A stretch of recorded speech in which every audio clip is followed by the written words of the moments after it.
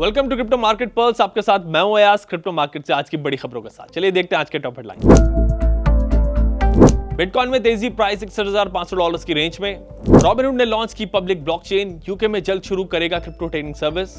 बड़े और छोटे इन्वेस्टर्स लोअर लेवल्स पर बिटकॉइन को कर रहे अक्यूमुलेट, ग्लास नोट की report. South Korea central bank governor ने टोकनाइजेशन को किया सपोर्ट। बिटकॉइन $61,500 की रेंज में ट्रेड कर रहा है। पिछले 24 घंटों में बिटकॉइन करीब 2.5% बढ़ा है। यूएस में जून के वीक एम्प्लॉयमेंट डेटा की वजह से बिटकॉइन में तेजी आई है। यूएस लेबर डिपार्टमेंट के मुताबिक यूएस में जून में सिर्फ 57,000 जॉब्स बढ़ी हैं, जबकि मार्केट को 1,13,000 नए जॉब्स की उम्मीद थी। वीक जॉब डेटा से इन्वेस्टर्स को लग रहा है कि यूएस फेड पर इंटरेस्ट रेट्स बढ़ाने का प्रेशर कम हो सकता है, जिससे बिटकॉइन का सपोर्ट मिल सकता है। एआई स्टॉक्स में वीकनेस ने भी बिटकॉइन की रिकवरी को सपोर्ट दिया है। यूएस का टेक इंडेक्स नैस्डैक 100 कल 1.61% गिरा है और बिटकॉइन में डेरिवेटिव साइट पर पिछले 24 घंटों में $114 मिलियन की लिक्विडेशन रिकॉर्ड हुई है। ट्रेडिंग प्लेटफॉर्म रॉबिनहुड ने अपना Robinhood chain public mainnet officially launch कर दिया है। ये लेयर 2 ब्लॉकचेन है जो आर्बिट्रम टेक्नोलॉजी पर बना है। रॉबिनहुड ने फरवरी में इस ब्लॉकचेन को टेस्टनेट पर शुरू किया था। रॉबिनहुड ने यह भी कहा कि वो जल्द यूके में क्रिप्टो ट्रेडिंग सर्विस लॉन्च करेगा। बिटकॉइन के लॉन्ग टर्म होल्डर्स ने लोअर लेवल्स पर बिटकॉइन को एक्यूमुलेट करना शुरू कर दिया है। क्लास नो डेटा के मुताबिक एक बिटकॉइन से कम होल्ड करने वाले रिटेल इन्वेस्टर्स और 100 से 1000 बिटकॉइन रखने वाले बड़े इन्वेस्टर्स दोनों ही लोअर लेवल्स पर बिटकॉइन खरीद रहे हैं।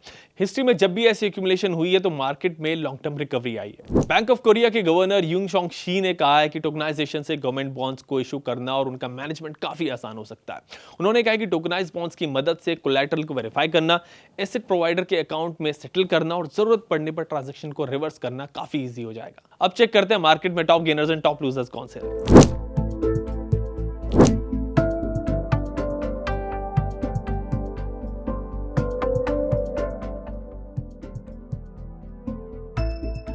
अब बारी है रेजिस्टेंस एंड सपोर्ट लेवल्स की।